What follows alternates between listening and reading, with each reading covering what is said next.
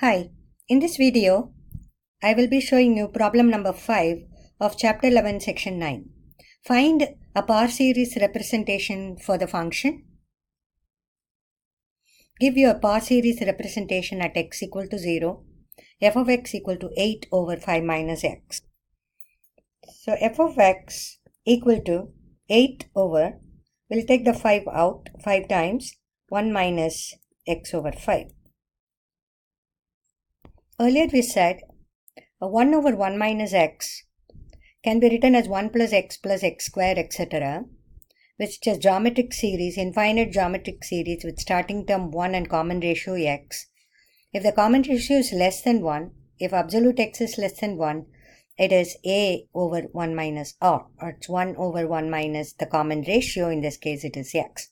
So we can write 1 over 1 minus x as a power series like this, which is a geometric series which converges when the common ratio is less than 1. So in this problem we have 8 over 5 times 1 over 1 minus x over 5. So we notice that this resembles this, except that x is replaced by x over 5. So if you apply the power series representation of a geometric series, so this can be written as sigma x over 5 to the power n, and n varies from 0 through infinity. So x to the power 5 over n is something like 1 plus x over 5 plus x over 5 square, etc. So this series converges when the common ratio, which is x over 5 in this case, is less than 1. So we can write this as 8 sigma n varying from 0 through infinity, x to the power n over 5 to the power n already there, 5 outside, so it is 5 to the power n plus 1.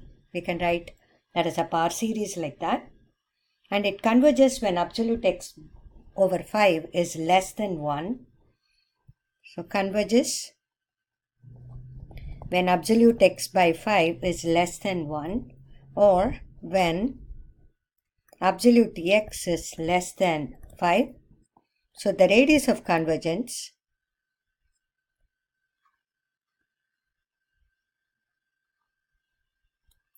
is this number 5,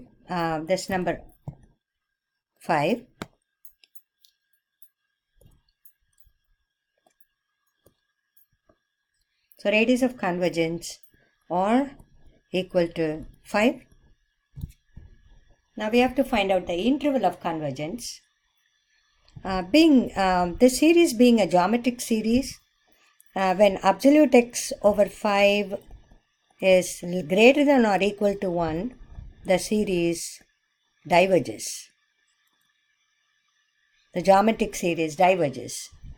So because it diverges, so when x equal to 5, x equal to negative 5 or positive 5, absolute x less than 5 would mean x lies between negative 5 and positive 5.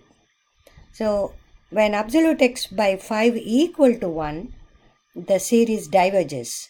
So that means when x equal to negative 5 or positive 5, the series diverges. Therefore, the interval of convergence in this case is only negative 5 through positive 5, negative 5 and positive 5 excluded in the interval. So you don't have to consider the endpoints. You don't normally check the endpoints for convergence whenever the series can be identified with the geometric series. So we know the geometric series converges only when the common ratio is less than 1. If the common ratio is more than or equal to 1, it does not converge. So we don't even have to take the endpoints and check whether the series is going to be convergent or not when the series can be identified with the geometric series. Hope this video helps.